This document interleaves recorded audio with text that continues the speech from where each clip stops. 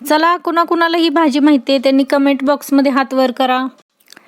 थोडी गंमत केली. ह्या भाजीला ना डिंगरी किंवा मुळ्याची शेंग म्हणतात आणि ह्या अशा पद्धतीनं खुडून घ्यायची आणि गवारीच्या शेंगेसारखी तेलात मस्त अशी भाजून घ्यायची. तुम्ही कधी ही भाजी खाल्ली का? मला कमेंट करून नक्की सांगा. अशी मस्त भाजली की मग यामध्ये थोडंसं तेल टाकून चटणी मीठ टाकून तिला छान अशी परतून घ्यायची बरं का. लय भारी टेस्टी लागते बरं का ही भाजी.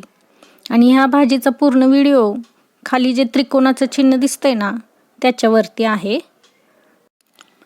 तर असा पाण्याचा थोडासा हपका द्यायचा आणि 1 मिनिटभर वाफवून घ्यायची आणि आपली मस्त अशी भाजी तयार.